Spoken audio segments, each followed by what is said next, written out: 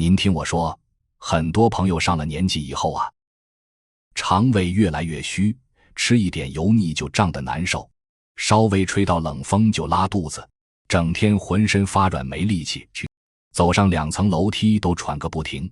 您是不是也有这样的困扰？明明每天都坚持喝小米粥养胃，可这些毛病不但没好转，反而越来越严重。我告诉您，问题根本不在小米，而是出在煮小米粥的方法上。99%的人都把小米粥煮错了，煮出来的根本不是养胃的好东西，而是一碗只有淀粉没有营养的清水粥。今天我就把这个关键道理讲清楚，只要在小米里加一样家常食材，煮出来的粥才能真正补气血。健脾胃称得上是中老年朋友的代餐汤。我见过太多中老年人因为吃饭方法不对，白白耽误了健康。有位刘阿姨今年65岁，瘦得皮包骨头，抬手都发抖，说话有气无力。她跟我说自己的胃就像兜不住东西的筛子，吃什么都不消化，一天3顿都喝小米粥，可还是经常反酸烧心，半夜疼得睡不着觉。我问她平时怎么煮小米粥，她很自然地说，水烧开再放米，煮上20分钟变稠就可以。大家不都是这样煮的吗？您看，这就是咱们最容易陷入的养生误区。别人怎么做我就跟着做，从来不想想对不对，更不知道会伤身体。我给刘阿姨诊脉，脉象细弱无力，舌苔蛋白偏薄，这是典型的脾胃气虚，本来肠胃功能就弱，再喝这种没营养还刺激胃酸的淀粉粥，只会让肠胃负担更重。还有一位赵伯伯，70岁刚过，退休前是体力劳动者，身体一直硬朗，可从去年开始特别怕冷，冬天穿2件厚棉袄还是手脚冰凉，吃饭没胃口，半年时间体重掉了10几斤。他说自己每天都喝小米粥，怎么身体反而越来越差？我问他煮粥的细节，他说嫌泡米麻烦，洗干净直接下锅，水开煮10分就吃。您听听，这种做法错得更彻底，小米颗粒都没煮透开花，营养根本出不来，怎么可能养胃呢？咱们先说说小米。黄帝内经早有记载，五谷为养，小米为上。在中医看来，小米不是普通杂粮，是药食两用的佳品。小米性味甘咸微凉，入脾胃肾3经，能健脾和胃，补气补虚，温中和肾，还能清热止渴，助眠安神。您可能不知道，早年没有配方奶粉的时候，小米是产妇调养身体的重要食物。我家里长辈常说，女人生完孩子第一口补身的不是鸡汤，而是小米粥最上面那层米油，喝上几天，精神和气色都能快速恢复。为什么米油这么厉害？因为小米的全部营养都浓缩在这层米油里，这才是真正的营养精华。现代营养学也证实，米油里含有丰富的 B 族维生素、维生素 E、多种氨基酸、不饱和脂肪酸，还有钙、铁、锌等矿物质。其中氨基酸的配比和人体需求高度接近，吸收率能超过95%，比很多高价保健品还好吸收。对中老年人来说，消化能力逐年下降，很多食物吃进去也吸收不了。而小米粥的米油质地柔和，不用肠胃费力消化就能直接吸收，补气血养脾胃的效果格外温和，所以老辈人都把它叫做代餐汤。可您知道吗？小米虽然养人，却非常娇贵，做法稍有不对，营养就会全部流失。我总结了大家煮粥最常犯的3个错误，您对照看看自己有没有中招。第一个错误，水烧开以后再下小米，这是最常见的错误。我看身边80%的人都这么做。小米颗粒小，淀粉结构紧密，就像一间封闭的小屋子，营养全锁在里面。开水下锅，温度瞬间达到100度，小米表面淀粉立刻糊化，等于给小屋焊死了铁门，再怎么煮，营养也出不来。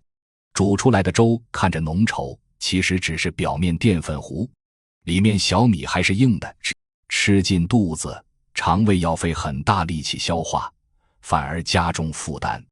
第二个错误，煮粥时间太短，很多人觉得煮20分就够，有人甚至煮10分就吃。我告诉您，这完全不对。小米的营养释放需要时间，就像炖肉要慢炖才香，小米粥也要慢熬，米油才能慢慢渗出来。这个过程最少要40分，想米油更浓，就要熬上1小时，时间不够，米油出不来，喝的只是小米外壳，毫无营养。第三个错误，加水比例不对，还中途加水。很多人煮粥加水全凭感觉，水太少，粥又干又硬，老人嚼不动，难消化；水太多，粥稀得像清水，米油太淡，养生效果大打折扣。还有人煮到一半觉得稠，直接加开水，温度突然变化，淀粉结构被破坏，米油再也熬不出来。刘阿姨就是犯了前2个错，开水下锅煮20分，这样的粥怎么可能养胃？我帮她改了煮粥方法，再加一样黄金搭档，让她坚持喝1个月，没想到才过半个月，她就高兴地告诉我，胃不反酸了，吃饭香了，夜里能睡整觉，说话也有力气了。其实不是方法神奇，而是之前的做法完全错了。现在我把正确的煮粥方法一步步教给您，步骤简单，每一步都有讲究，您一定要记牢。第一步，选对小米，不是所有小米都能熬出厚米油。优质小米颜色金黄，有自然光泽，颗粒饱满均匀，闻起来有清新米香，摸起来干爽不粘手，颜色发暗有霉味，手感发黏的都是陈米或坏米，营养早就流失了。第二步，泡米，这是熬出米油最关键的一步，很多人直接省掉，难怪熬不好。小米要用清水提前浸泡，最少泡30分，有时间泡1小时更好，泡得越久，淀粉结构越松，营养越容易出来。泡米的水不要倒掉，直接下锅，营养一点不浪费。我给您打个比方，小米就像干海绵，泡透了，里面的营养才能轻松释放。第三步，冷水下锅，这是最容易错的地方，一定要记死。把泡好的小米连水倒进锅里，按照标准比例加水，小米50克加水1000毫升，也就是2斤水。这个比例熬出来的粥浓稠合适，米油最后，下锅后搅拌一下，防止粘底，大火烧开，烧开后转小火，撇掉表面浮沫。第四步，控火后守时间，小火最少熬40分，想米油更厚就熬1小时。熬好的粥有3个标准，一是表面浮着一层淡黄色厚膜，这就是米油，越厚越好。二是小米全部开花，软糯到勺子一抿就碎。三是粥体粘稠，挂在勺子上不易滴落。满足这3点才是真正的养胃好粥。说到这里，你一定想知道，那个黄金搭档到底是什么？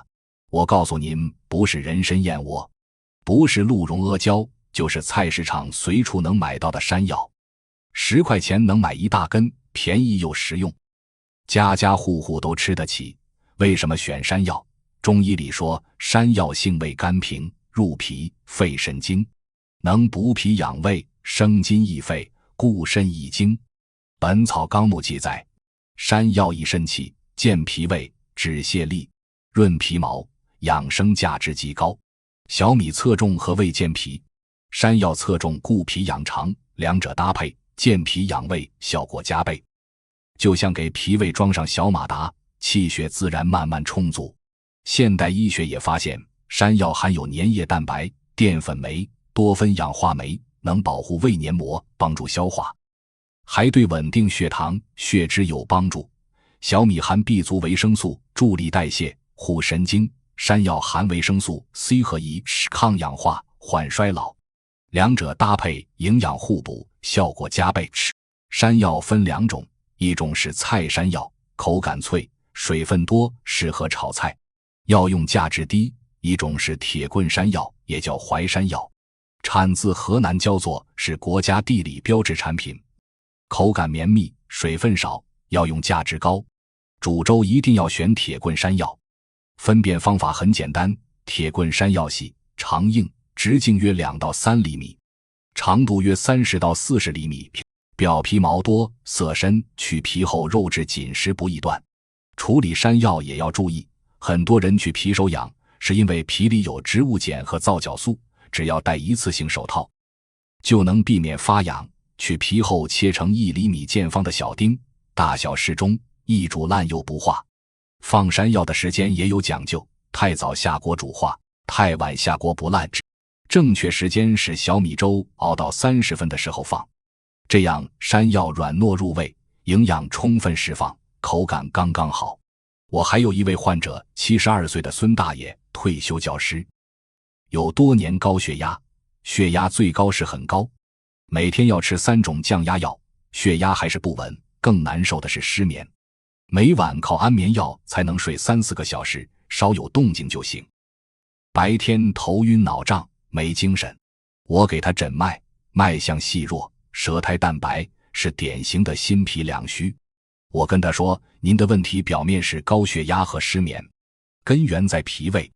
脾胃是后天之本，气血生化的源头，脾胃虚弱，气血不足，心脏失养就失眠，血管失养就血压波动。药只能缓解症状，食疗才是调理根本。把饭吃对，身体才能慢慢变好。我把小米山药粥的完整做法教给他，写清用量、时间、步骤，让家人监督，叮嘱他每天早上喝1碗，睡前半小时再喝小半碗。孙大爷很听话，坚持照做，才喝3天，就打电话说睡眠变好，不用安眠药，也能睡5个多小时，头晕减轻，喝了1周，血压明显稳定，数值比之前好很多。喝满1个月，他特意来门诊，精神饱满，声音洪亮，眼睛有神，说现在每晚能睡7-8个小时，安眠药停了，降压药也捡到1种，早上能去公园打拳，和朋友下棋，生活完全恢复正常。其实这不是粥有奇效，而是找准了健康根本，脾胃养好，气血充足，身体机能自然回归平稳，高血压、失眠的问题也会慢慢缓解。不过我要提醒您，中医讲究辩证体质，食疗也要因人而异，不同体质喝小米山药粥要做小调整。体质偏热的人容易上火、口干、咽喉痛、大便干、小便黄。小米性微凉，山药性平，本身适合，但粥太稠或吃太多也可能上火。这类朋友可以少放小米，多放山药，再加1-2颗莲子。莲子性凉，清热安神，搭配后养胃不上火。体质偏寒的人怕冷，手脚凉，大便稀，吃凉就腹泻。小米微凉，单独喝可能加重寒气。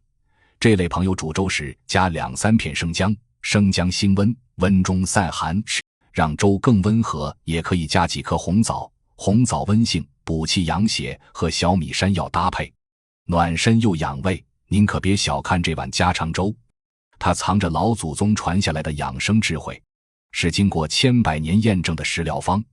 我始终相信，最好的养生不在高价保健品里，而在日常3餐里。药补不如食补，吃对1碗饭胜过100种补药，不用花大钱，不用遭药苦，只要方法对，家常食材也能养出好身体。您一定要记住，冷水下锅泡足30分，小火慢熬40分，配上铁棍山药这个黄金搭档，这样煮出来的才是真正补气血、健脾胃的戴森汤。家里有老人的，一定要把这个方法记下来，转给身边的朋友亲戚，让更多人避开误区，用最简单的方法养好脾胃，守住健康，过一个安稳舒服、少病少痛的晚年。